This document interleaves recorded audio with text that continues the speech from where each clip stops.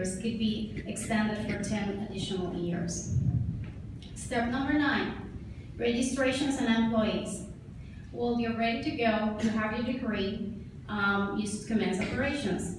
Here, I would like to draw your attention to the fact that since you're going to have employees, you will also have to deal with all the labor regulations here in the island, which are similar to the United States. Here in Puerto Rico, the Federal Standards on Labor Act also applies, which means that we do have a minimum wage, but there are other laws that are applicable.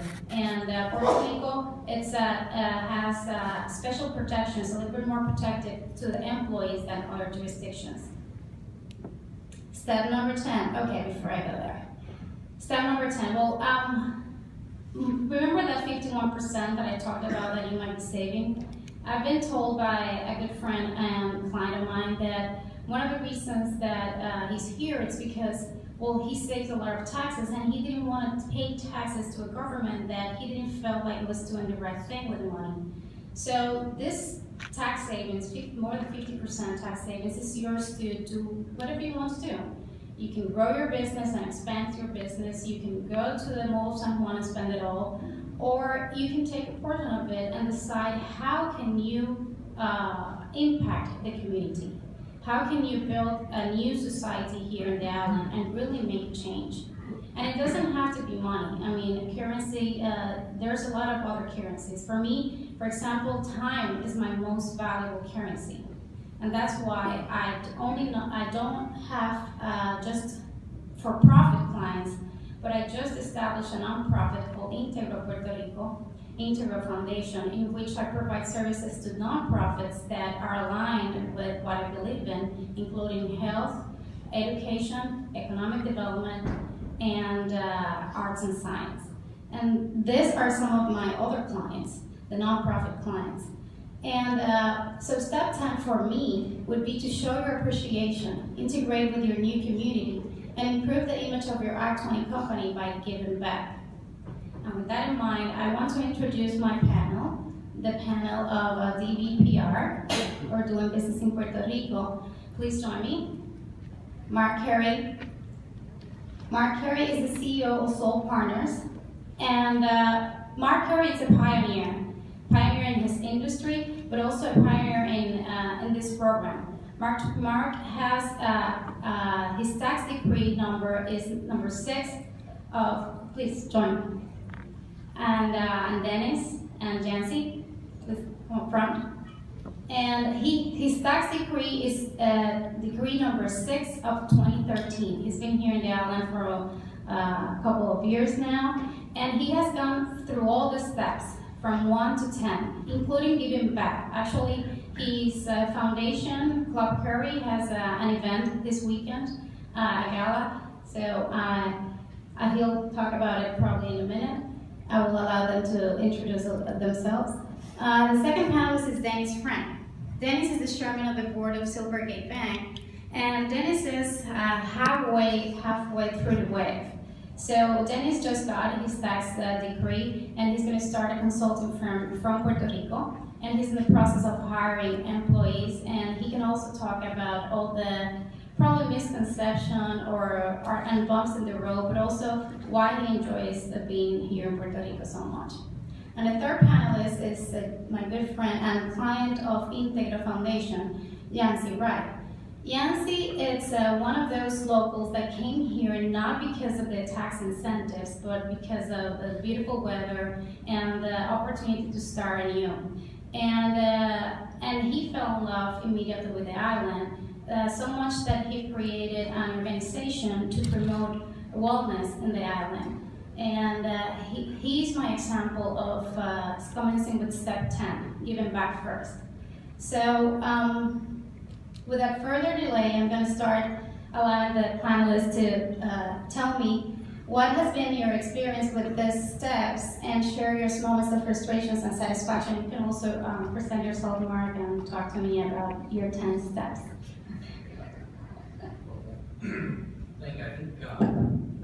I think that Janelle does a great job. She's been doing work for us since even before we moved down here, so she's fantastic. To give her a plug. I can tell you that our experience really because of her and the firm that she used to be with, was actually very pleasant. It was a little more time consuming than you might think it would be, but it was something that was well thought, and they provided the guidance to get where we needed to be. And I think that at the end of the day, when you get the tax decree and you have to sign it, it's kind of an interesting process. You're like, well, you contract with the government. That's kind of a little nerve-wracking as you think about it. But all in all, I found it to be a very clear process. Only obviously because of your help. Oh yeah. Well, but what would you say, like, what would you say that would be a frustrating moment, if at all, or besides the satisfaction of receiving the tax decree, other moment that you feel like you're glad to be here? Because from where we talk, you're one of the clients that have told me, like, I've asked you, Mark, what do you think you're going to go back? And you said, like, never. Why is that, Mark? Well, what I've found to be, I will tell you that probably the most nerve-wracking or the more difficult part of the process is if you have operations in the domestic side as well as here, and you're doing services back and forth between your Act 20 company and a domestic company. Understanding that you're doing an arm's length transaction to avoid any of the stateside IRS issues, having a transfer pricing study done, dealing with economists on that, understanding what that means, and then literally having to execute your business, the services back and forth based on those studies. That's probably the most I guess, unexpected part that you have to deal with. But the reason why you say don't go back is for 86 degrees year round is pretty good. I grew up in Kansas City, and it gets cold there. And now when I go back and it's 65 degrees, I have to wear a jacket because I'm freezing. Your body temperature change. That's right. But what I would say for here is the people have been amazing. So I don't know if that's part of your. No, that's great. That you're just confirming that there are not so easy 10 step. That's true. Thank you, Mark. How about you, Dennis? What's been your experience so far, and what do you expect to upcoming now that you got your tax degree? Thanks. My experience has been outstanding. I moved here about almost 3 years ago, and I was an early convert. I came and got my 22 Act grant very early on, the individual benefits from our taxation purpose.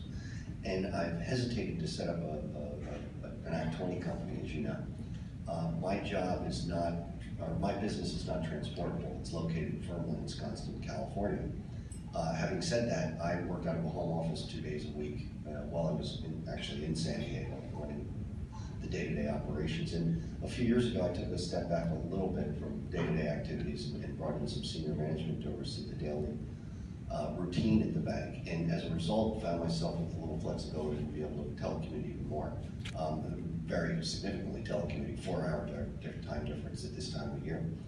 So I came out here to explore things early on, and I didn't know anyone. I'd been to the island once in the 80s on a long weekend, and really didn't know much about Puerto Rico, except the weather was good, the surf was good, and the place is beautiful. So when I came, I really didn't know what to expect. I wasn't even sure I was going to stay. I came and took a short-term rental, and got my 22 degree. Very quickly, and it was very easy. I logged onto a law firm. I simply went into Martindale and Hubble and found a guy who graduated from NYU at the same time I did, and called him up, and 2 months later I had my degree. It was very straightforward.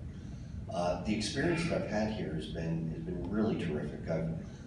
In addition to banking, I'm involved in real estate and financial services in general, real estate finance. And there's a lot of interesting things going on here, both in the banking sector